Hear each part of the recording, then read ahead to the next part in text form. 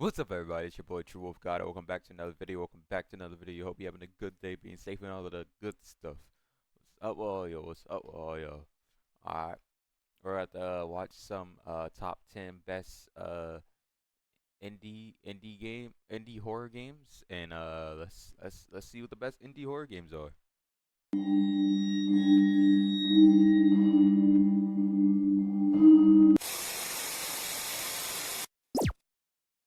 Not every great horror game has the same big budget as Resident Evil or Silent Hill does. There are plenty of iconic and incredible indie horror games that impress us in more ways than some of the AAA blockbusters out there. For example, Signalis and Tormented Souls, two of my favorite survival horror games of all time, are in fact low-budget indie horror games. Indie games allow passionate small teams of developers to deliver the stories they want to tell, and because how small some of these teams are, they have complete freedom in giving us the game that they envisioned. And on this episode of Nerd Space Games, we take some time to focus on the indie horror games that released this year that I believe deserve some recognition. Whether they made a strong connection with us through their immersive storytelling, completely shocked us with their innovative gameplay mechanics, or just won us over with nostalgia by giving us a love letter to classic survival horror, these indie horror games prove that you don't need a big budget to make a fantastic and immersive horror game. Before we get started though, if you haven't already, please consider subscribing to the channel for more survival horror content. Also, hit that like button if you enjoyed today's topic. Anyway, my name is Ruben with Nerd Space Games, and this is my top 10 best indie horror games of 2024. Let's get it. Top 10 best button if you enjoyed today's topic. Anyway, my name is Ruben with Nerd Space Games, and this is my top 10 best indie horror games of 2024. Let's get it. Alrighty. Number 10, Pacific Drive. Pacific Drive took a completely new and different approach on the horror genre that actually ended up being one of the most addictive games of the year. While the game lacks storytelling and the gameplay side of it could get a bit repetitive at times, there's no denying that there weren't many horror games out there that compare to Pacific Drive's gameplay mechanics. The best comparison that I can make for a game like this is Dredge from last year. Anyway, in a very alternate take on the survival horror genre, the player finds a station wagon that has the ability to harness powers and resist the supernatural anomalies in a quarantine zone. Throughout the game, the player is sent on missions to try to escape the quarantine zone, and to make this journey easier for themselves, they need to find resources scattered throughout the zone and upgrade their station wagon. Pacific Drive isn't exactly the scariest game on this list, but the way it plays on your anxiety as the anomalies continue to hinder you as you try to find valuable resources before you run out of time will leave you with one of the more unique horror game experiences of the year. Interesting. Number 9, Withering Rooms. Withering Rooms is essentially a giant melting pot of genres. It combines elements of survival horror, RPG, Metroidvania, roguelike, and side-scrolling platformers to create one of the most unique horror game experiences that I've ever had since my days of playing Castlevania. The game allows the player to explore a Victorian mansion in which the floor plan changes each night and each time your character dies. It's a roguelike game, which means you lose all of your resources that you've gathered when you die, and the map completely changes as well, making the experience both challenging and new each time you exit the room that you wake up in. While the game primarily favors stealth, the player can build up their character in various ways to make them more equipped to dealing with the different monsters, ghosts, and witches that roam the halls of Mostine House. You can focus on magic and turn your character into a witch or a necromancer to deal with your enemies at a distance, or create a melee build to get close and personal with your enemies and strike them down quickly. While the game could get very difficult even on the standard difficulty, thankfully there's a feature that allows you to make the experience much more suitable to the type of experience that you prefer to have when playing through Withering Rooms. Sure, the game is not perfect and you'll probably run into a bug here and there, but overall the game features one of the best atmospheres of the year for a horror game and features some truly terrifying monster designs that'll keep you up at night. Looks interesting. Number 8, Fear the... That one looked really interesting. I ain't gonna lie to you, it looks pretty entertaining. Anybody watching, tell me if you played one of these games before. I haven't played any of them that he's shown yet,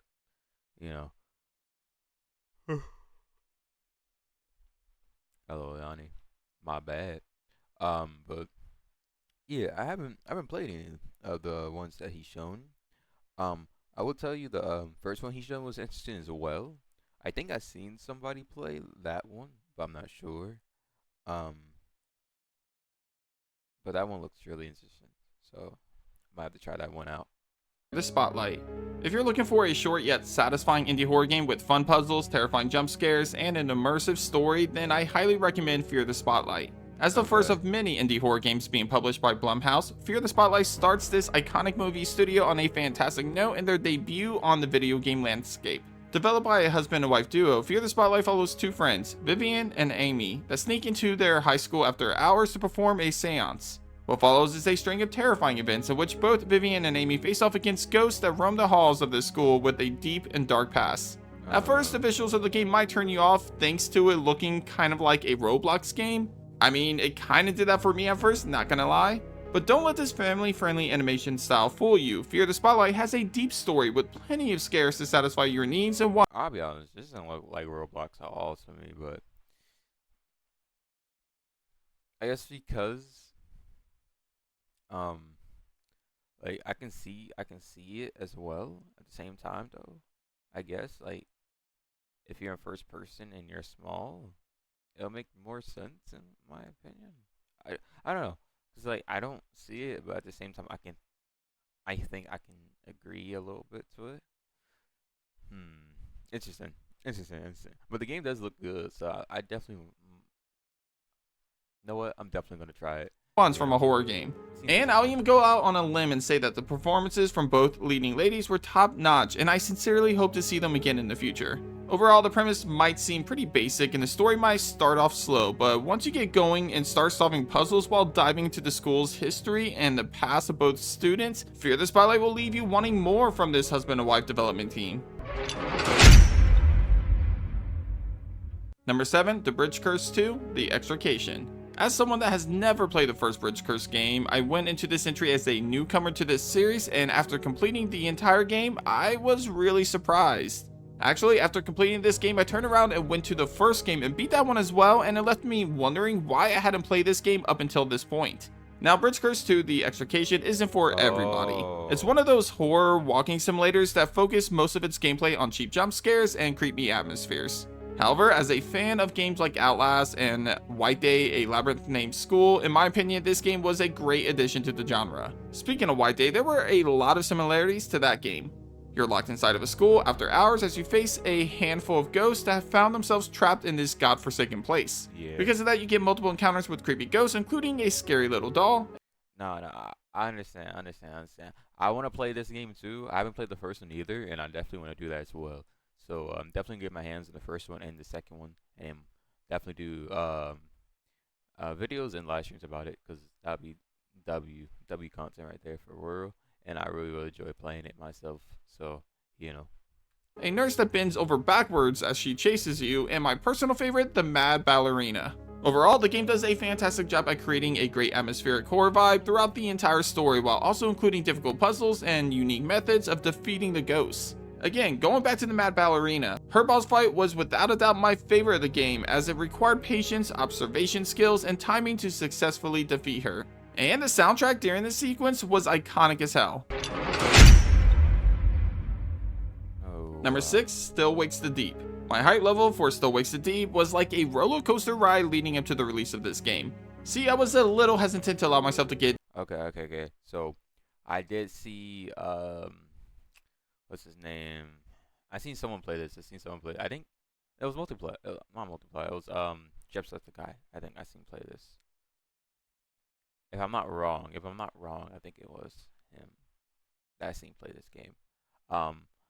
But I know I did see someone play the game, and I thought the game was really good because it has a little mush monster and shit like that. Too excited about this game because the development team behind it, the Chinese Room, was the same team that developed my least favorite Amnesia game, A Machine for Pigs. While the game definitely doesn't feature anything groundbreaking or new, it does feature a deep. Hey, that one wasn't bad. Okay, I played it and I finished the whole game.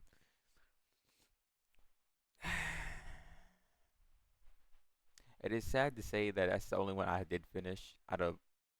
I have all three of them. Cause I bought I got the pack with all three of them together. That's the only one I can beat because it. I don't know why. Like I wasn't as scared in that one, you know. But it wasn't bad, you know. I was still jumpy here and there. Just Deep and dark story involving an oil rig worker who finds himself in the middle of some sort of alien-like attack. As Kaz, the player must explore the oil rig in search of his crewmates, rescue them if he can, and escape a terrifying unearthly parasitic creature that looks to infect all of the survivors and turn them into creatures straight out of our worst nightmares. The narrative is where the game shines the most, thanks to the incredible talent of the cast and the writers, making this game one of the most... Oh yeah, before we keep it going, but it wasn't. I didn't stop because of for the Ninja one. I didn't stop because I didn't want to keep on playing. I just got sidetracked, to be honest with you. I was gonna play the other two, but I got sidetracked. And the only reason why I started with the third one, I didn't know what one to start with, so I just started with that one. And but the other two had me a lot more scared in a sense. So I did like those ones too. I got halfway in the first one when I figured out what order I should go in. I got halfway in that one, and then I stopped. I forgot why, but I definitely do want to replay them and actually finish all of them and get the newest one too. Immersive and story-driven games of the year. Still Wakes the Deep does a phenomenal job at making you care for most of the characters in the game, and it has you rooting for Kaz in the hopes that he'll be able to return to his family again. But that doesn't mean that the game lacks the scare factor. The body horror of the parasitic humanoid creatures and the distorted voices throughout the game are a few moments that stand out to me as being the scariest parts of Still Wakes the Deep. Alrighty. Number 5, Conscript. A new horror subgenre that has slowly been gaining traction as of late is the play on the horrors of war. It's a subgenre that in the past wasn't viewed as a horror game, but with developers taking more liberties to fully showcase the true horror of war in their video games, it has become one of the more intense experiences within the genre as of late. Conscript is one of the better examples of a World War I survival horror game done right. It's a top-down survival horror game that puts you into the shoes of a French soldier who begins his search for his missing in action brother, located somewhere in the trenches that have now been overrun with the enemy forces. While the game doesn't really feature any monsters or creatures outside of oversized rats that'll poison you, Conscript is still a relatively terrifying game thanks to the atmosphere and environment that the player finds themselves in. Navigating the dark underground sections of the trenches proved to be one of the scariest parts of the game. The flashlight that the main character uses requires valuable batteries, which is a limited resource, and the underground trenches are full with enemy forces hiding in the dark corners waiting to catch you off guard. Not to mention that you're obviously using World War I weapons, which means you'll take up valuable time reloading your guns. Meaning that if you're not careful, you could easily become overwhelmed by enemies within seconds. You'll also be forced to make critical decisions like stealing a gas mask off of a fatally injured comrade to avoid being killed by the painful toxic gas used by the enemy forces. Conscript has plenty of other elements of survival horror like limited resources, inventory management, challenging puzzles, and even multiple endings based on the decisions you make during your search for your brother.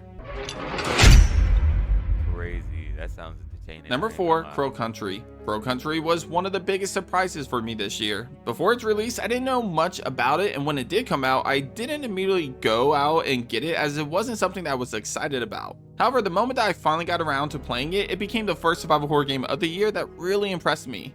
Yeah, after the letdown that was Alone in the Dark remake, Crow Country was a bright light for survival horror at a time where there wasn't much releasing. Considering this was in the first half of the year, we didn't have games like Silent Hill 2, Conscript, or Hollow Body feeding our survival horror appetite. Crow Country was able to scratch that itch until we made it to the Halloween season later in the year. For the game itself, the premise was simple enough. Young girl finds herself at an abandoned amusement park in search of finding information on the missing owner of the park, Edward Crow. The park is broken up into different sections, with each new area feeling completely different from the one before it. For example, on the southeast side of the park, you'll find the Haunted Hilltop, which features a haunted house and a torture chamber of some sort. Then on the southwest side of the park, you'll find one of my favorite looking sections of the park, Ocean Kingdom. Here, the aesthetics make the player look like they are at the bottom of the sea, and the attractions of Ocean Kingdom have an underwater theme to them all. The setting of an abandoned theme park is perfect for a survival horror game. The art design mirrors that of PlayStation 1 graphics, alike the polygon characters of Final Fantasy VII, and the gameplay is mostly based on old school survival horror mechanics. I'm not the biggest fan of the aiming mechanics of the game, but outside of that minor flaw, Crow Country was a fantastic entry to the indie survival horror genre. Unique puzzles, creepy monster designs, nostalgic gameplay mechanics and PS1 graphics, and a captivating story with a good mystery to it are all the reasons why I absolutely love Crow Country. Number 3, Hollow Body. Hollow Body is an indie tech-noir survival horror game that follows Mara, a shipper who has crash-landed in an abandoned city. The game combines sci-fi futuristic aesthetics with old-school survival horror. This means that you could expect fixed camera angles, puzzle solving, and tank controls. As Mara, the player must explore a city that is in ruins and full of disturbing monsters around every corner. The first thing that I really want to applaud about this game is the fact that they completely nailed the atmospheric horror vibes that they were going for. Playing Hollow Body really took me back to my days of playing the original Silent Hill thanks to the uneasy ghost town setting, dreary music, and monster designs that would keep you up at night. For this game being an indie horror game, the sound design was actually top notch and it really had me sitting on the edge of my seat. The puzzles were another feature of the game that I really appreciated, as I found myself stuck on multiple occasions and I ultimately had to take a step back to look at the bigger picture before being able to solve this puzzle. The story of the game is pretty confusing, but to be honest, that's to be expected for a psychological horror game like this. I mean, this game was heavily inspired by Silent Hill and it clearly shows, even down to the fact that it has multiple endings in which the road to unlocking said endings are kind of off the beaten path. On top of everything I mentioned, the game had surprisingly solid voice acting, in which Mara was one of the better performances I've seen in a horror game this year. And while not a massively big area, Hollow Body still had plenty of areas to explore, to the point where the game didn't feel as linear as some other indie survival horror games released around the same time. Usually a game like this is pretty much done with updates once all of the bugs are fleshed out. However, this one-person dev team continues to find new ways to make Hollow Body a better experience by including new features. For example, they just recently released a third-person mode that allows the player to appreciate Hollow Body in a more modern take on the survival horror genre. Okay. Number 2, Sorry We're Closed. At first, Sorry We're Closed felt more like one of those typical romance visual novels that my wife would play. However, when you really dive into the core gameplay mechanics, it takes some time to get to know each of these characters that make it more difficult to make certain decisions later on in the game. Sorry We're Closed was easily one of the best indie survival horror games. Okay, that's interesting. It was in third person and then it went to first person. That's something. Okay. So you're just able to. I guess you when you're gonna shoot your gun, you switch to first person to make it easier on you. I guess I don't know why, but that is interesting. Games of the year. Hell, it's one of the best horror games of the year, period. The game follows Michelle, a young store clerk who is still recovering from the breakup with her girlfriend, when a demon appears in her dreams one night and curses her with a third eye. While this third eye grants Michelle with unique abilities that allow her to fight demonic spirits and see things in both our reality and the demon realm, it is also a death sentence in which it will claim Michelle's life after a predetermined amount of time. In order to stop this process, Michelle must use her new ability to team up with friends or even unlikely allies to stop this curse while also saving those close to her. I'll leave it at that for the synopsis of the game, as there's a lot of spoilers and the game really could go different directions based on the player's decisions. Starting with the gameplay though, Sorry We're Closed makes use of both first person and third person. While traveling through different areas of the game, Michelle is in third person. However, whenever she needs to aim her weapon at the enemy, it switches to first person. It's a mechanic that might seem annoying at first, but ultimately is handled really well and it's actually really smooth. Especially when combined with the third eye abilities that allow you to destroy weak spots on enemies and solve puzzles throughout the game. While the game does start off slow, it does a fantastic job at developing characters. One of my personal favorites is Darrow, who's pretty much a douchebag, but I love him anyways. The last thing that I want to applaud Sorry We're Closed for before moving on is the soundtrack. While some sequences don't really match the music, the boss fights without a doubt have some of the most killer soundtracks ever, and I'm all about it. Seriously, I was hyped throughout most of the boss fights thanks to the soundtrack alone. Overall, phenomenal game that I highly recommend if you're a fan of either survival horror, visual novels, or narrative-driven games with multiple endings. Interesting. And the winner of my indie horror game of 2024 is Mouthwashing. This game will go down as one of my favorite psychological horror games of the last decade.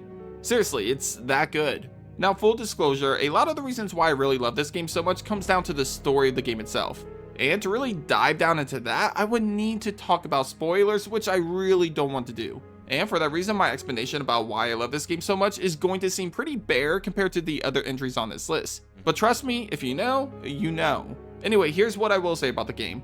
The aesthetics and the animation style of Mouthwashing is definitely not one of the best features. It takes some getting used to, but once you get through that aspect of the game, you're treated to a phenomenal story that is as deep and as disturbing as a story seen in a Silent Hill game. Yeah, it's that impactful. The game follows a crew of 5 that finds themselves stranded in the farthest reaches of space. Outside of what I just said about the story, I literally cannot talk about anything else regarding the story without spoiling a wonderful story. It's a psychological horror game that will seriously dive into the deepest and darkest fears of. I think that he should just say it and tell us the story, just because, like, you already said spoilers, spoiler warning, everything else, right? So everybody that are planning on playing the game, you know, it's gonna leave or just skip until they get your rating. You could say have one of these say spoiler warnings or something like that, and then have the person skip it till you're done with it, right? But the thing is, it doesn't really matter because someone's gonna look it up before playing the game anyway. They're gonna look up gameplay. A lot of people just look up gameplay before playing a horror game, or look at gameplay for any game they're gonna play. To be honest with you, so some people just want to know the story. Some people like to get in there blind. Some people don't like to get in there blind. Some people want to know everything before playing a horror game. I know weird stuff, but some people do.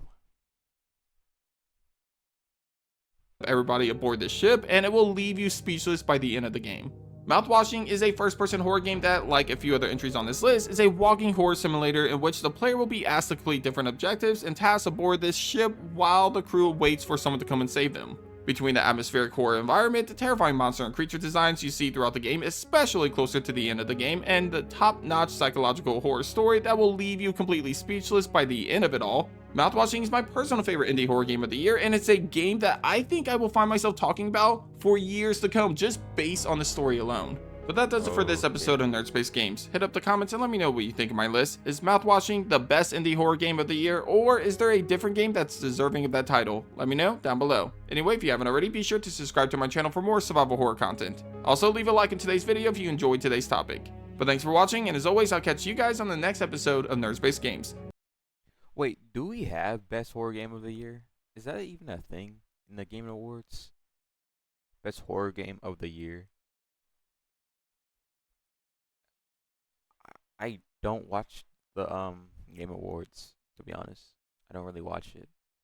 Like,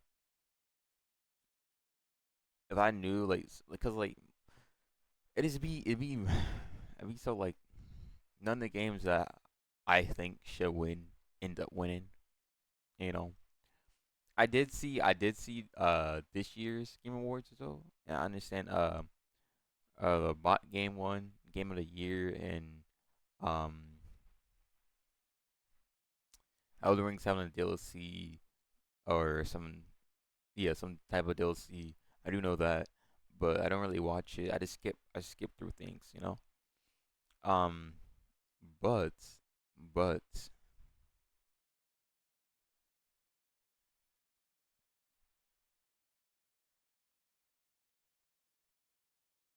yeah, I don't know. It's like, do we have one? I'm trying to think. I'm really just trying to think if we have horror game of the year. I think we should though. So if we don't, we should have that. But most likely we do, and I just haven't seen it.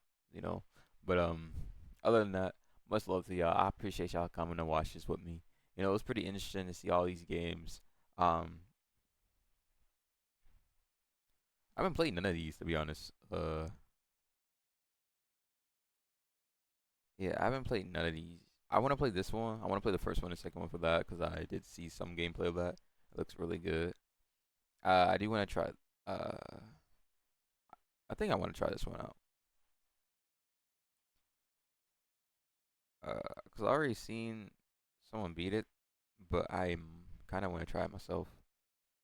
Um, this one I did see a little bit of this, but I don't really know anything.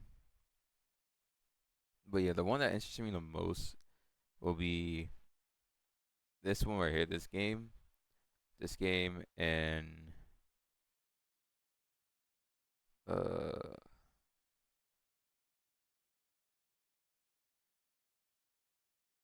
I think this one had me a little bit. This one had me a little bit. I ain't gonna lie. That one had me a little bit. But other than that, appreciate you. Much love. Be safe. God bless.